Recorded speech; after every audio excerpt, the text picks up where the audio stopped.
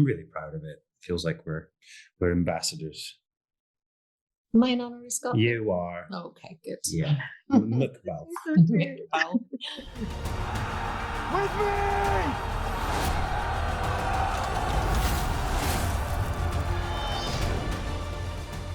Yeah, I mean, I think this one is actually one of the biggest ones. I think logistically, I was completely overwhelmed and impressed by production. There is so much, from huge battle scenes to structures, to sets being destroyed and rebuilt, to working on boats, to different time periods. So I really think, honestly, I was kind of really impressed, because we do span a lot, as we were talking about earlier. There are a lot of different timelines, different narratives that we follow.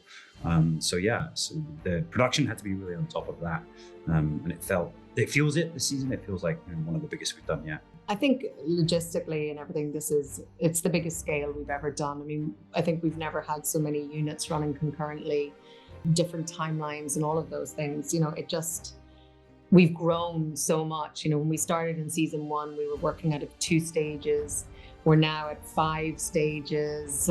We just keep expanding and expanding, and it feels amazing. Like, it feels amazing that this deep into a show, we are constantly pushing to sort of strive for better, to do it bigger, to do it better, and to sort of outdo what we've done before, and we seem to be doing that. So and to shoot for 220 plus days consecutively is incredible, right? To have that machine really moving forward every day is incredible. The day I carried my godfather from the battlefield at Alamance, I swore I'd never fight alongside the British Army again. Jamie, do you really think that anyone can oppose the crown and win? Yeah, I mean, one of the great things about our show is that over the last 10 years, we've seen so many people move up through the ranks in our crew. The show is about to have a prequel next year. And what you're seeing is a lot of the people who've trained up on Outlander going on to much more senior positions in this new show. And it's amazing to feel part of that community and part of that industry that we've had such a positive impact on it. And I have to say, this season, looking at our crew, is probably the most, I mean, we're not there yet, and we definitely don't have parity in our crew, but I would say we've had the most women in our camera team this year than we've ever had.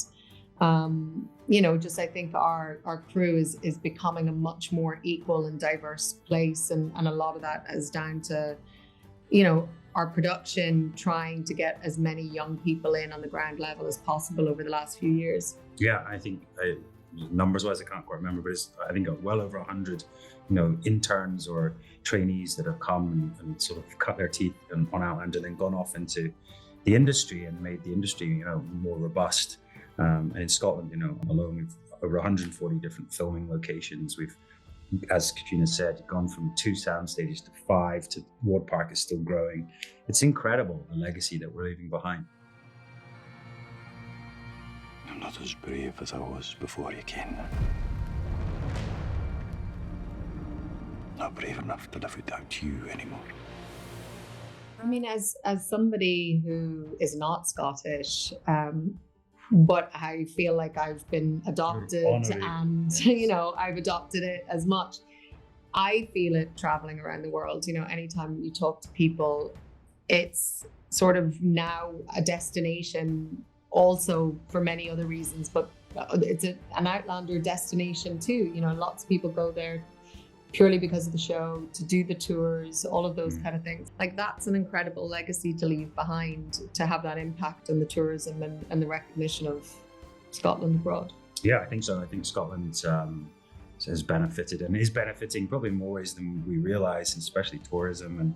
And it's giving, obviously Scotland has a great identity anyway around the rest of the world, but I think Outlander's now probably up there with, the thing that people think about the most when they think of Scotland. So I'm really proud of it. It feels like we're ambassadors. Am I an honorary Scot? You are. Okay, good. Yeah. Look, Balfe. Balfe. You want to fight? Aye, but not for the ideal of freedom or liberty. Not for the sake of being on the winning side, but for you. For our family. If that isn't an ideal, I don't know what is.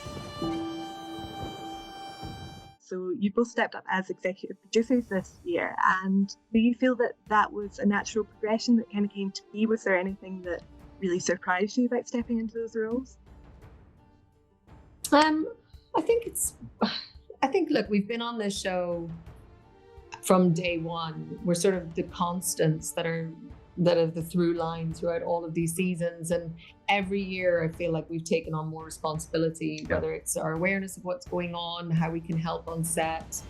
Obviously, COVID had a huge impact in terms of how present our American producers were able to be on set. And I think that was also when we sort of felt like we could sort of take another step and be there on the floor day to day and sort of helping in whatever way we could. Yeah, I think so. I mean, just that presence, right? I mean, who else is on set all day, every day? I mean, the crew are, of course, but we do observe a lot, we do see a lot, and I think it's great, not only for the other producers and execs, but for our crew to have maybe point people as well. So yeah, we feel very fortunate to be in the situation now.